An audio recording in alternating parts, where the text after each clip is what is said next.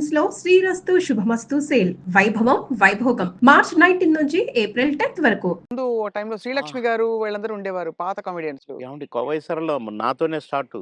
అవును. బ్రహ్మానందంతో గాదు. హ్మ్. నాతోనే స్టార్టు చాలా సినిమాలు.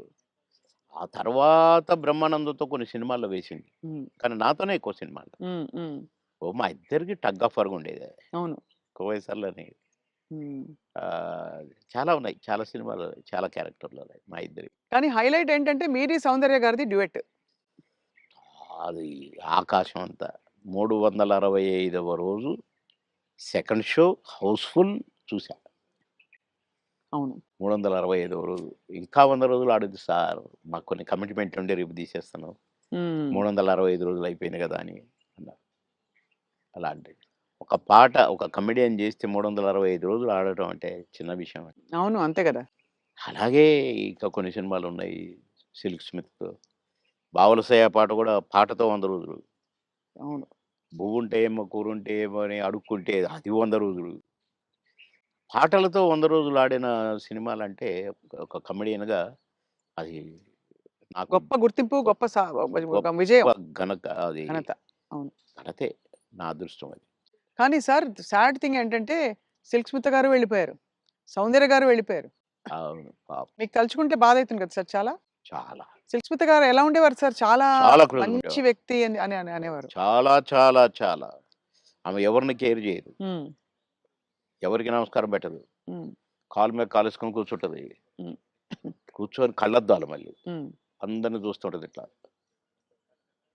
నేనడిగిన, "బాస్ మీరు నల్ల కళ్ళద్దాలు పెట్టుకుంటారు. కాలు మీద కాలేస్తారు. అది ఎవరొచ్చినా తీయరు. హ్మ్. అంటే మీరు నిద్రపోతారా? లేక అబ్జర్వ్ చేస్తారా?" అని అడిగాను నేను. అయితే, "అది కాదు బాస్. ఫూల్స్ నన్ను చూస్తారు. ఇలా ఇలా చూస్తారు నన్ను. అందుకని నన్ను ఎవడు చూస్తున్నాడా అని గమనిస్తూ ఉంటా నేను కళ్ళద్దాలు పెట్టుకొని" అని చెప్పింది నాకు. మరి హీరోలొచ్చినా కూడా తీయవు కదా! అంటే ఎందుకు తీయాలా? హీరోలొస్తే? యాటిట్యూడ్ మంచి స్ట్రాంగ్. నాతో మాత్రం నన్ను చూడంగానే కాళ్ళు తీసేది. నన్ను చూడంగానే లేచి నిలబడేది. నేనెక్కడ కూర్చుంటే అక్కడికొచ్చి కూర్చునేది. హ్మ్. భలే లైక్ చేసేదండి నన్ను. హ్మ్. గ్రేట్. హ్మ్. Great artist. ఎందుకో సార్ గ్రేట్ మంచి మనుషులు తొందరగా వెళ్ళిపోతారనిపిస్తుంది వాళ్ళందరూ. అంతే.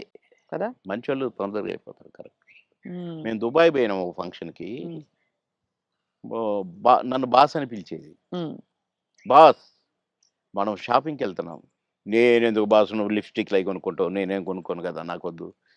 నేను రానన్నా. అంటే లేదు నాతో నువ్వు రావాలి. నేను పర్మిషన్ తీసుకున్నా. అంటే పోయినాం. పోతే ఏమేమో కొనుక్కుంది. హ్మ్. ఓహ్! బ్లాక్ కళ్ళద్దాలు పెట్టుకొనొచ్చింది బయటికి. నేను అక్కడ అటు ఇటు కూర్చొని అది ఇది ఏదో బాస్ ఎలా ఉంది? అంది. సూపర్ అన్నా. సూపరా? నిజంగా సూపరా? అయితే కొనేస్తున్నా. కొనేసేయి అన్నా. పోయింది. కొనేసా అనుకుంటూ వచ్చింది. ఇది మీరు పెట్టుకోండి బాస్ ఒకసారి అన్నది. పెట్టింది నాకు. ఓహ్! సూపర్ అన్నది ఇట్లా పెట్టి. అదేంటి బాస్ నాకు సూపర్ కాదు మీకు సూపర్ నాగా అన్నా. హ్మ్. చాలా బాగుంది. నేను అందుకే కొన్నాను నీకోసం. అన్నదండి. ఆ కళ్ళద్దాలు చనిపోయేదాకా దాచిపెట్టుకున్నాను. మంచిది. చాలా మంచిది. ఆ! అబ్బో! గ్రేట్. కానీ చాలా కష్టాలు, వివాదాలు, ఇక అయి పరిస్థితులు. వచ్చినాయిలెండి. అయి కొంచెం కరెక్ట్‌గా ఉన్నోళ్ళకి వివాదాలుంటాయి. హ్మ్. ఏ ఎండకు ఆ గొడుగు పట్టేటోళ్ళకుండవు. అదే. వివాదాలు రావు. హ్మ్. ఎక్కడికక్కడే సమసిపోతాయి అవును. అని నా ఉద్దేశం. కష్టమే సార్ మీరన్నది.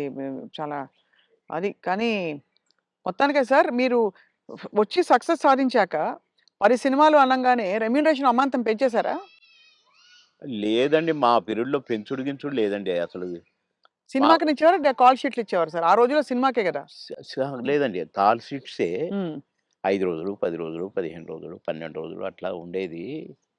ఇక కొన్ని మధ్యలో చిలక్కొట్టుడు క్యారెక్టర్‌లు కొన్ని ఉండేది. 1 డే, 2 డేసు అయ్యి డే పర్ డే ఇంతని మొదలైనయి. హ్మ్. మేము ఏనాడు నేను గాని, నా తోటి వాళ్ళు గాని ఇంత తీసుకుంటా, ఇంతిస్తేనే వస్తా అని మేమెప్పుడు అనలేదండి. హ్మ్. నా రేట్ ఎంత అని నేను ఎప్పుడు అనలేదండి. ఇప్పుడు హుహు. మాయలోడు అంత పెద్ద హిట్ అయిన సాంగ్ అవును. ఆ మరుసటి సినిమాలోనే వితిన్ ఓ బో చిరంజీవి గారు గూడా నన్ను పిలిచి సినిమా సూపర్ హిట్ అట. నీ పాటతో హిట్ అట బాబు అని తెలుసా అంటే, నాకు తెలీదన్నా అన్నా. నేను ఆయన షూటింగ్‌లో ఉన్నారు హ్మ్. రిలీజ్ అయ్యాక. నేనసలు పెద్దగా నేనేదో అయిపోయానని నాకు ఫీలింగే లేదు. సత్యనారాయణ గారి పక్కన ఏదో పాట కామెడీ అప్పటికప్పుడే సాంగ్ క్రియేట్ అయిపోయింది నాకు. హ్మ్. పెడితే నేను మామూలుగానే పోయినా చేసినా వచ్చిన. అంతే తప్ప నేను పాటలకు నేనిప్పుడు సెపరేట్ ఇంత తీసుకున్నాను నేను పెట్టమన్నారు నన్ను కొంతమందైతే. హ్మ్. నేను సినిమాకి ఏం తీసుకోండి మీరేమిస్తే అదే అనేదండి. ఆ రోజుల్లో ఆ వాల్యూస్ ఉండేవి గదా! వాల్యూస్ మన ఉండేవి. ప్రొడ్యూసర్స్‌గా గూడా ఆ గౌరవం ఇచ్చేవాళ్ళు. అక్కడ గౌరవమే ముఖ్యం తప్ప డైరెక్టర్ల ముందు గాని, ప్రొడ్యూసర్ల ముందు గాని మాకిచ్చే గౌరవమే మా పారితోషికం అనుకునేది. అంతే తప్ప ఏసేద్దాము, పెంచుదాము, లక్షలకు అని మేమెప్పుడూ ఊహించలేదండి. అవును. ఏమిస్తే తీసుకునేది. కొందరు డబ్బింగ్ జెప్పి బయటకొచ్చినాక, "క్షమించాలి సార్ మీకు బ్యాలెన్స్ ఇవ్వలేకపోతున్నా" అంటే, ఓకే. ఓకే. తర్వాత చూద్దాం అనుకుంటే ఎళ్ళిపోయేది. అంతే. అడిగేది గాదు. ఆ! మాకిచ్చిన చెక్కులు బౌన్స్ అయినయి ఎన్ని, నుంచి విజయవాడ, గుంటూరు దాకా కట్టొచ్చు తోరణాలు. ఆహా! అన్ని చెక్కులు బౌన్స్ అయినాయి మాయి. మేమెప్పుడు మీ చెక్ బౌన్స్ అయింది అనలే. ఒకతనైతే నిన్ననే డబ్బింగ్ జెప్పించాడు.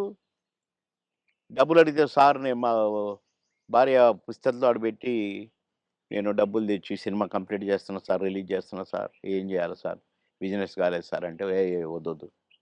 మీరేం ఫీల్ కాకండి అని ఎళ్ళిపోయాను నేను. హ్మ్. పొద్దున్నే వచ్చి ఇంట్లో ఉన్నాడట. మీకోసం ఎవరో వచ్చిండ్రు రోజు ఎవరంటే ఎవరో ప్రొడ్యూసర్ అట. ఏంటండి అనంటే, సార్ క్షమించాలి. మీరు నాకు డేట్స్ ఇయ్యాలి సార్. అదేంటి నిన్ననేగా డబ్బింగ్ అయిపోయింది అంటే, ఒక ఆఫర్ వచ్చింది సార్ నాకు. అందుకే మీరు మీ డేట్లు కావాలి నాకు. ఆ రోజులు ఇయ్యండి సార్ చాలు. ఇగో అడ్వాన్స్ కవరు. నిన్న నిన్న డబ్బులు అనొచ్చుగా? హ్మ్. అనలే. ఇగోండి సార్ ఈ సినిమా అడ్వాన్స్ అన్నాడు. ఓకే. థాంక్ యూ అన్నా. డోర్ దాకా పోయిండు బయటికొచ్చి. అక్కడ వెనక్కి తిరిగి, మీరు మహానుభావులు సార్. చల్లగా ఉండాలి. మీరు నిన్నటి డబ్బులు అడుగుతారేమోననే భయంతో వచ్చాను సార్ నేను. అడిగితే ఏదో ఒకటి చెప్పుదాం అనుకున్నా సార్. కానీ అసలు మీరు ఆ టాపికే ఎత్తలేదు. మీరు మహానుభావులు సార్ అన్నాడు. ఈ ముక్క చాలయ్య నాకు. డబ్బులు గాదు. నువ్వు మళ్ళా సినిమా తీస్తానని వచ్చావు చూసావు. హ్మ్. నువ్వు ఒక మనిషి ఒక సినిమా తీస్తే రోజుకు 200, 300 మంది బతుకుతారండి. అవును. అంతే గదా! ఇప్పుడు ఒక 100, 200 మంది జూనియర్ ఆర్టిస్టులు బతుకుతారు. ఇక్కడ ఈ సినిమాకు సంబంధించిన నటులు, వాళ్ళ అసిస్టెంట్లు, వాళ్ళ మేకప్ మ్యాన్‌లు బతుకుతారు. హ్మ్. డాన్సర్లు, డాన్స్ మాస్టర్లు బతుకుతారు. ఫైటర్లు, ఫైట్ మాస్టర్లు బతుకుతారు. ఇప్పుడు ప్రొడక్షన్ డిపార్ట్‌మెంటు, అటు డైరెక్షన్ డిపార్ట్‌మెంటు ఇంతమంది 24 క్రాఫ్ట్స్ మీరు అన్నం పెడతారండి నెల, 2 నెలలు. మీలాంటి వాళ్ళు ప్రొడ్యూసర్‌లు అవుతూ ఉండాలి. సినిమాలు తీస్తూనే ఉండాలి. అందుకనే నేను మీరు అడ్వాన్స్ అనంగానే తీసుకున్నాను అన్నా. అట్లా ఇండస్ట్రీ బతకాలని ఆలోచించాలండి. కానీ అదొకటే కాకుండా సార్ ఆ రోజుల్లో మానవ సంబంధాలు బలంగా ఉండేవి. వ్యక్తుల్ని నిజమండి. పోగొట్టుకోదని. నిజం. ఇవాళేంటి సార్ రోజుకి 5,00,000, 10,00,000 ఇట్లా ఉన్నాయి గదా! పేమెంట్స్ అన్నీ అవును. ఇట్లున్నాయి. కానీ గంటల ప్రకారం ఉన్నాయి ఇప్పుడు. గంటల ప్రకారం కదా సార్ ఇప్పుడు? గంటలు. హ్మ్. నాకు అప్పట్లోనే నేను విన్నానండి. 'ఎన్టీ రామారావు' గారు గాని, 'కృష్ణ' గారు గాని డబ్బులు ఇయ్యకపోతే ప్రొడ్యూసర్‌ని అడిగేవాళ్ళు గారట. హ్మ్. 'కృష్ణ' గారికి ఒకసారి బ్యాడ్ పీరియడ్ వచ్చిందట. రోజు ఎన్నో సినిమాలు చేస్తూ సంవత్సరానికి 12, 15 సినిమాలు హీరోగా చేస్తూ అందరు హీరోలు 1, 2 సినిమాలే చేసేది. ఈయన 12 సినిమాలు, 15 సినిమాలు చేసేవాడు 'కృష్ణ' గారు. హ్మ్. అలాంటోడు అంటే డబ్బులు అడగడట. ఇస్తేనే తీసుకుంటాడట. అలాంటాయనకు సినిమాలు లేకుండా అయినాయి. హ్మ్. అలాంటాయన ఆగిపోయిన సినిమాల ప్రొడ్యూసర్‌ల కాడికి పోయి, ఎందుకు ఆగిపోయిందని తెలుసుకొని, ఎంతైతే స్టార్ట్ అయిద్దని తెలుసుకొని డబ్బులిచ్చి, నేనిస్తా నేను తీస్తా మిగతా సినిమా అని తీసి పెట్టేవాడంట. హ్మ్. ఇయన్నీ విన్నాం. అంత అందుకని జేసి మాకిచ్చే గింతంత ఇయ్యకపోతే దానికి ఏదో రాద్ధాంతం చేసి, నో.